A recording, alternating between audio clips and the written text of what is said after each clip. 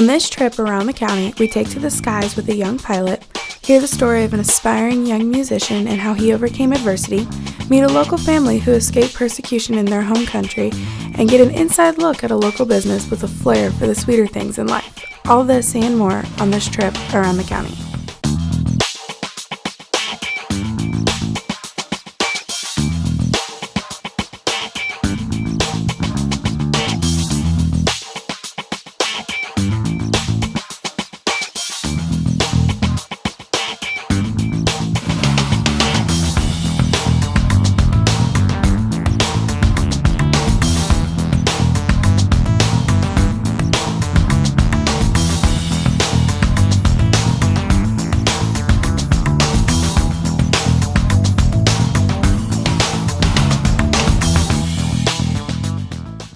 Welcome to Around the County. I'm Nick Bragg.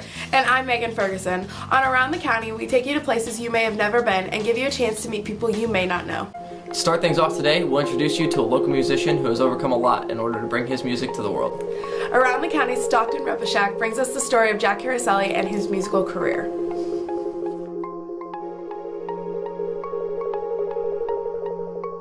Hello everybody, and welcome to the J-Doc Studios YouTube channel. I'm Jack Caroselli, or J-Doc. Most of you will probably already know that, but for those who don't, I want to just explain a little bit about what this channel is, who I am, everything like that. It'll be a quick video, just because this isn't likely what I'll be doing for most of my videos. I'm Jack Caroselli. I am a sophomore in high school, and I've been writing some raps and things of that nature, making beats, just whatever, spoken word poetry, some of it. So if you're a friend of mine and you are here because of my Twitter, Instagram, or Facebook, I just want to thank you for subscribing and supporting me. Thank you so much. Jack Caroselli is an NHS junior and an aspiring rap artist. We spoke to Jack last year at the infancy of his music career, where he only had 2 songs released for everyone to hear. In the past year, Jack has matured musically and now has his first full album ready. But Jack has done more than just finish an album. He's also come forward about his problems dealing with anxiety and all the burdens that come with the disorder. When I started noticing having anxiety probably at the very beginning of high school, when things sort of started to, I guess, matter, even though in the grand scheme of things it doesn't matter, but at the time everything matters. So that's kind of when I started noticing I had an anxiety problem, and sophomore year it was just getting really bad, and I was constantly looking for things to either escape from it or turn it into something, and music was that sort of thing where it did both of those. It's definitely a risky thing to take a person with anxiety and tell them, hey, I want you to spread this out to the public, your deepest, darkest thoughts and fears. I want you to put that into a song and then give it to everyone who doesn't know about it yet, and just drop that bomb. If you're about to go up to the plate or whatever, you get those slight jitters just before, just to know what's going to happen. And for me, uploading that video wasn't so much, oh God, are these people going to think that I'm a weirdo, or are they going to think that I'm a psychopath? It wasn't even that. It was, I was worried about if they thought I was going to be good. But to me, it's, you know, things happen, and people have their baggage and their struggles, and I see no reason anyone should be judged for that. But do judge what I create, because that just makes me better and drives me to want to make something even better. And that's what I would get nervous about, is if people were going to think that I did bad, or I wasn't up to my standards, which I hold myself pretty highly to. Some of the different coping mechanisms I could use, and this first one's kind of, it's not a good thing at all, and it's what I'm trying to get past, is food. And that's like, it's awful, because if I'm having a weird time or if I'm having a bad moment, food kind of was there. Like, obviously we have food everywhere, so it was very easily accessible, and I could just get a hold of it and just eat, and then it would go away for a little bit. There's so many different examples where this works. It's like, no one's going to do it for me, I have to do it myself, I have to change myself. So I think therapy is really not an option, and I think I mean, I think it's good just to have someone there as a blanket, security blanket. I want to be more than fine. I want to be prospering. And I think that has to come from within me. And I think music's almost the key to that.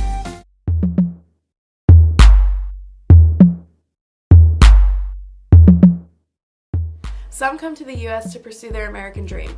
However, there are some who are forced to leave their home countries. Producer Dan Isaacs brings us the story of Andres Dugarte, a refugee from Venezuela, and his thrilling story of his family's attempt to stay alive. When I was young, it used to be a really okay situation, but after a while, as I was growing up, I started to seeing that things weren't okay as I thought. I always knew the situation in Venezuela was bad, but when I started growing up, I started realizing, actually, like a mature person, that there was something going on. Accusations of a government crackdown on student protesters.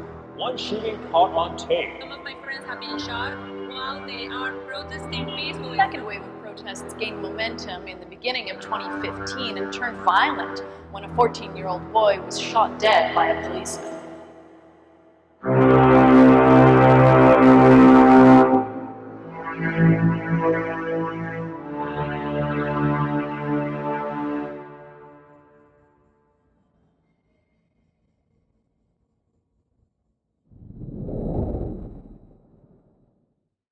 So my mom, she is a publicist, and she used to work in this company. This is a company that the government own it.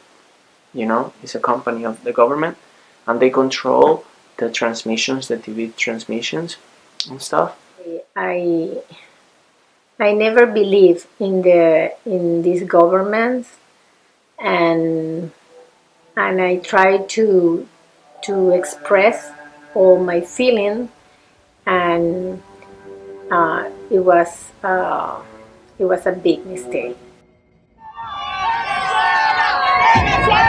Hundreds of protesters chanting their country's name, waving flags, and showing messages of outrage about conditions in their homeland. Some of my friends have been shot while they are protesting peacefully. Currently, it's not a war that is going on in the country.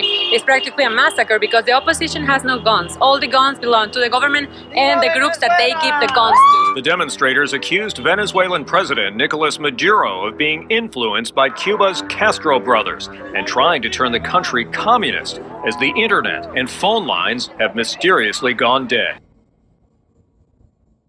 So my mom, we used to go to the protest and stuff like that. And one time, the place where she worked, they knew about it, so they started sending letters to her house, saying like, if you don't stop going, we're gonna kill you, or we're gonna kick you out. Like you are.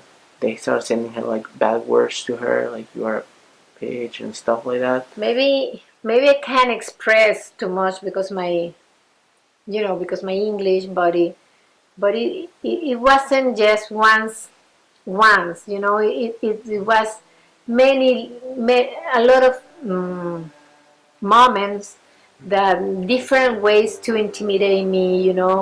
Once they broke my car, other ones they called to my house, other time they sent me messages in my phone. It was increasing. It was increasing in intensity. By that, she didn't care. Like, she was like, I have any other option, and they still keep going to the place. And one time she got kidnapped. They take a gun, you say? Guns, and they tell me, if you don't shut up, we're going to kill you, etc. So I was so afraid, but I tried to keep my mind and to keep my conviction and to keep my the way to that I was believing.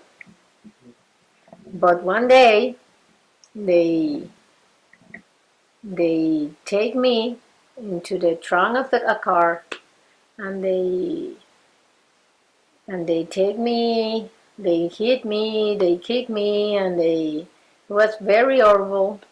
Uh, Sometimes I blocked this time, because it was so horrible. I lost my conscience, how you say, right?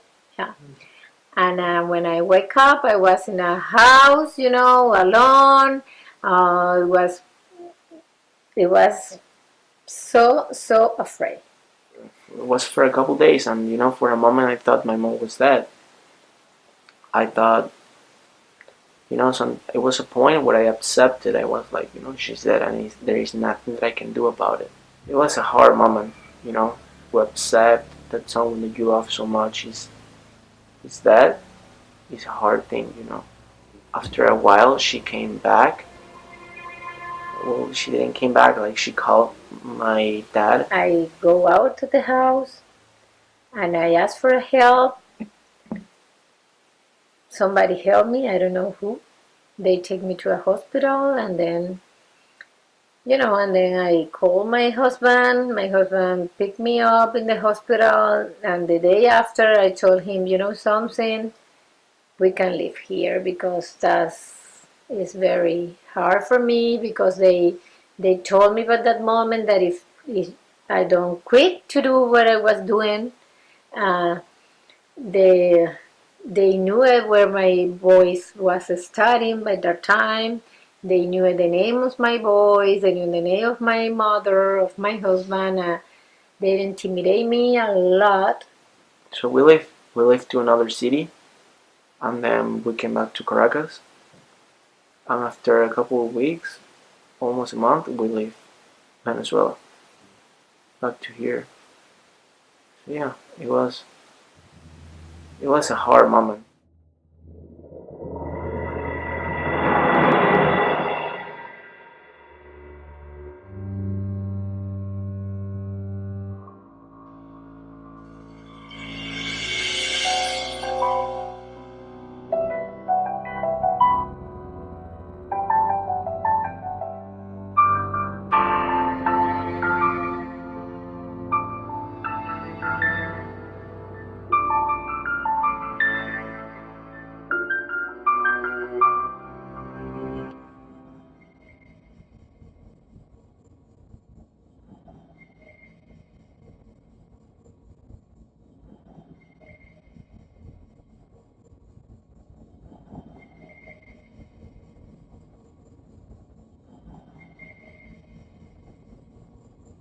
Video now from Caracas, Venezuela, where thousands of people marched today, filling city blocks in their biggest rally yet against the president's government. 2 weeks of protests have grown into calls for a resignation after the violence left at least 8 people dead and dozens more injured. In Venezuela, the education system is different, so we practically grow up with the people that we study with. We're not that many people over there. So, like, all my friends from all my life, they were over there. And it was a hard thing to solve all of them over there, because you knew it was gonna be your last day, and it was gonna be the last time that you see them, and you couldn't came back because we already know what we were gonna do. That was applying for a political asylum, and when we do that, we cannot go back to our countries. Saying bye to all my friends from there, that they was like my brothers and my sisters. So it was a really hard thing, look at their faces and saying, bye. I will see you again, but you don't know when you're gonna see them, or you don't know if you're gonna see them again, because how the situations are there right now is kind of like uncertain. You don't really know what's gonna happen to them. There is this memory that I always have in the international airport of Maiquetía.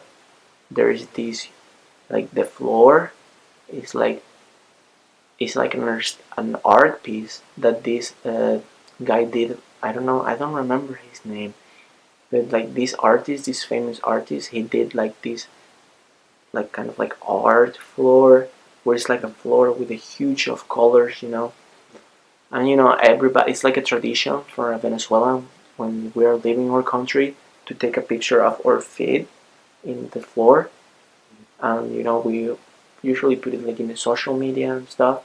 I didn't take a picture, but like I was looking at it, and I was like all those feelings, like I was leaving the country, and so many feet that walk in that place, so many people that leave that country. So you have that floor have a really huge meaning for me. All the people that have go out of Venezuela and they never came back. Sometimes I feel sad because sometimes I feel like, oh my goodness, I should stay in my country and continue fighting for a better life. But sometimes you can't fight alone. You need people, and sometimes, it's not easy. I had too many years fighting with that.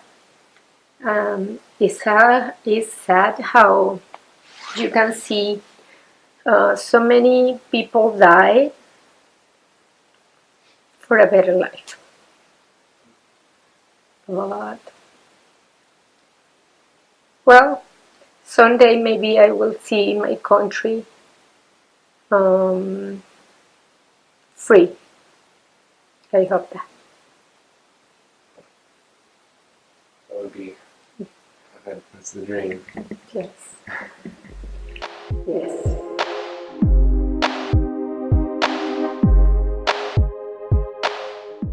Ever since the Wright brothers, people have dreamed of hitting the skies.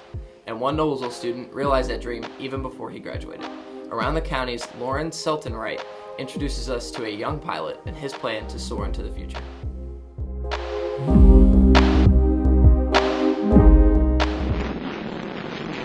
Once you have tasted flight, you will forever walk the earth with your eyes turned skyward. For there you have been, and there is where you'll always long to return. Leonardo da Vinci. This is true for 18-year-old Michael Carmesino. My name is Michael Carmesino. I'm a senior here at NHS. I play baseball, and next year I'm going to Purdue to be a pilot. Michael Carmesino is not your ordinary 18-year-old high school student. Michael has taken his passion for flying to new heights by working to get his pilot's license with the help of his internship in Noblesville, Indiana. I do this activity at my internship, and next year I will do it at Purdue. Purdue has its own private airport, and so that's where I'll get my license. Sir Walter Raleigh always said, the engine is the heart of an airplane, but the pilot is its soul. Michael definitely has a passion for flying. His passion started at a young age while watching his dad take flight. My dad's side of the family, a lot of the men in the family had their license, and I would go up as a little kid, and it sounds cliche, but I would look up there and see a plane and say, I want to do that for a living. So that's what led me to be a pilot. Of course, there are ups and downs to flying. Michael explains his favorite thing about flying and his least favorite. Hardest thing about learning how to fly is time management. It is a very time-consuming and expensive hobby. It's just finding time to go fly, and flying, you don't just hop in the plane and go up. You have to do a lot of pre-flight, a lot of paperwork. It's a very time-consuming hobby. The exciting thing about flying is flying itself. When your wheels leave the ground or when you break through the clouds into complete sunshine, it's really spectacular, and it's just a rush that will never get old for me. Michael plans on taking his pilot's career to a whole new level. He plans on attending Purdue to become a pilot. I do plan on making this a career. I'd like to be a commercial airline pilot. I can't think of a better job to get paid 6 figures to travel the United States. So it'd be an awesome career. A lot of benefits come with it too. Michael's story proves that dreams can be taken to new heights. If you work hard towards your dreams, anything is possible. Chuck and Mary Bowden shows us that it's never too late to chase your dreams. This loving couple owns a Bowden's Bakery in downtown Noblesville. Producer Anna Hart gives us the inside scoop of this sweet story.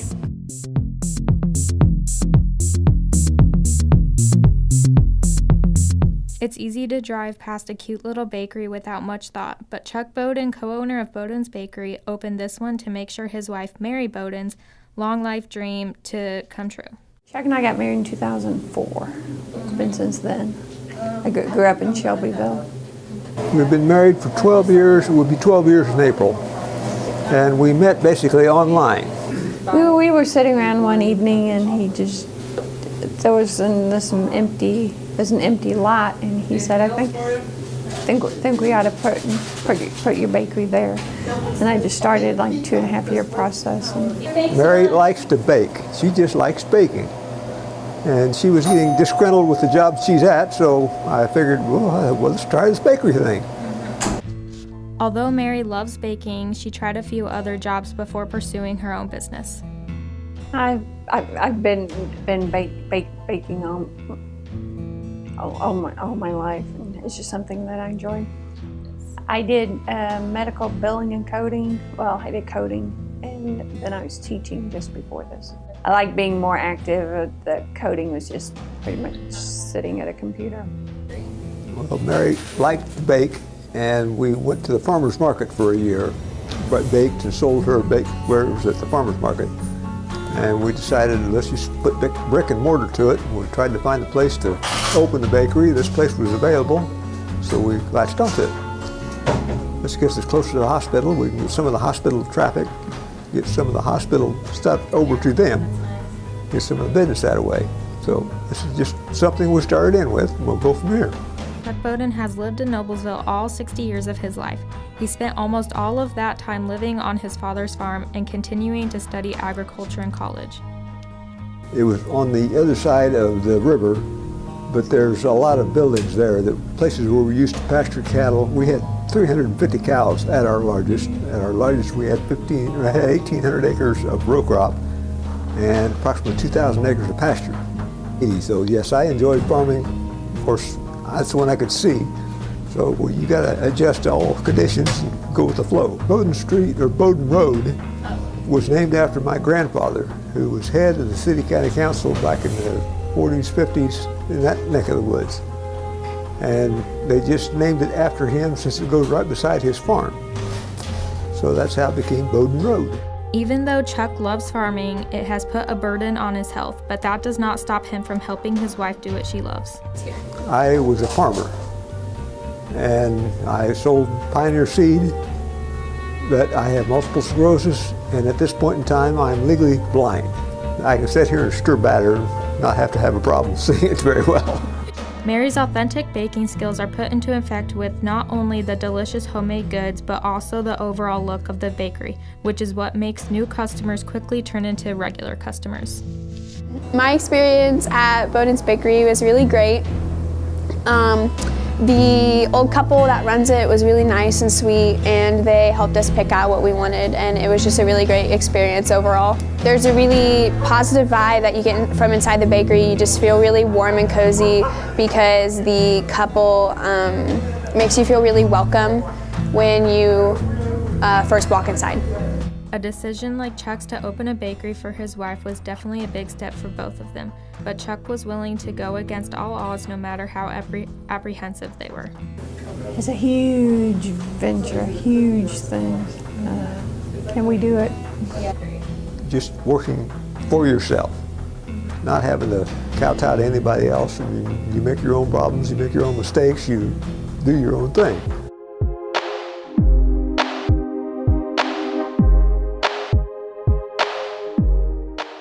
That about does it for us here on this episode of Around the County. Thanks for joining us. Meet us back here next time for more stories on Around the